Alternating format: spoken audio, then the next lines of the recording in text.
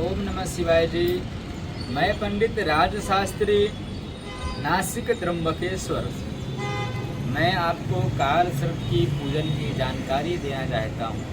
उनके लक्षण भी, उनसे क्या क्या दिखाई देते हैं सपनों में, क्या क्या नुकसान हो सकता है, क्या क्या पूजन करने के बाद फायदे हो सकते हैं, वो आपको मैं जानकारी देना चाहता हूँ। सबसे पहले आपको नासिक स्थित त्र्यंबकेश्वर महादेव ज्योतिर्लिंग में आपको आना है।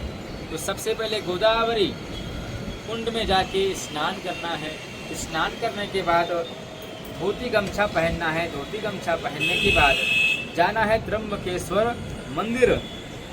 मंदिर में जाने के बाद दर्शन करना है। दर्शन के बाद गुरु जी के पास, मतलब मेरे पास आपको आना है। आने के बाद पहले हम लोग चलेंगे मंदिर, वहाँ करेंगे रुद्राभिषेक, भगवान शिव जी की आराधना पूजन आरती सहित करेंगे। उपरांत पूजन स्थल में चलेंगे तो पहला पूजन होता है गणपति पुण्याहा वाचन। उसके बाद विधि होती है जो आपके कुल देवता हैं, कुल देवी है, उनका पूजन होता है। उपरांत करते हैं नांदी श्राद्ध, आपकी पूर्वजों का, पितरों का तर्पण विधि होता है। तर्पण करने के बाद ब्रह्मा अष्टमंडल वेदों की स्थापना होती है।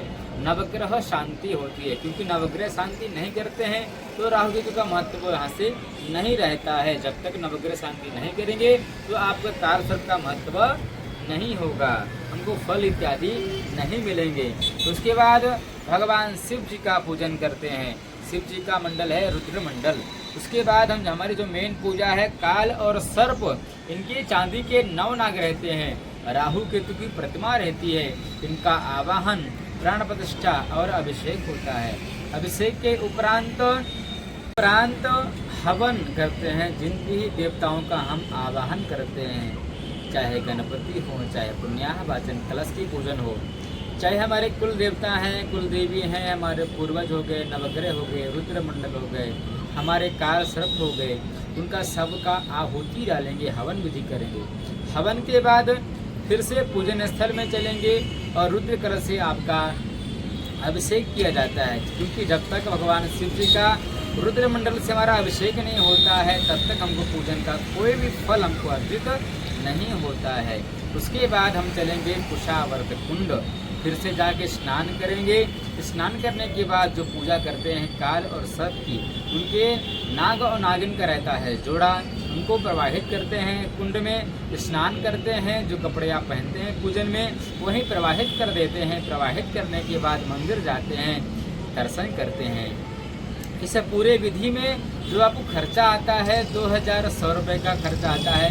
इसमें आपका सेपरेट पूजन किया जाता है। जिनकी पूजा वही बैठते हैं, उनका परिवार बैठता है। साथ में मैं खुद कराता हूँ, साथ में मेरे गुरुजी एक सहपाठी हैं, वो बैठते हैं और दोनों लोग हम विधि आपकी पूजन की विधि विधान से करवाते हैं। इसमें आपको बता दिया कितना खर्चा आता है। इसमें लक्षण क्या होते हैं ना करने से, हमको जानकारी है कि हमको काल सर्प है और हमने नहीं किया, जिससे हमारे परिवार में क्लेश होगा, बहुत ज़्यादा क्लेश होंगे, लड़ाइयाँ होंगी घर में, जैसे दंगे हो जाएंगे, कोर्ट कचहरी होगा। घर में जो पति पत्नी है उनका विवाह के उपरांत नहीं जमता है, हमेशा लड़ाइयाँ होती है, संतान नहीं होता है। ऐसे कारण हमको दिखाई पड़ते हैं तो हमको तुरंत बिना सोचे विचारे त्र्यंबकेश्वर आके काल सर्प की विधि पूजन कराना चाहिए। नीचे मैं अपना नंबर दे देता हूँ। आप जब भी आपको काल सर्प की पूजन विधि करवाना हो त्र्यंबकेश्वर में तो आप मुझसे संपर्क कर सकते हैं।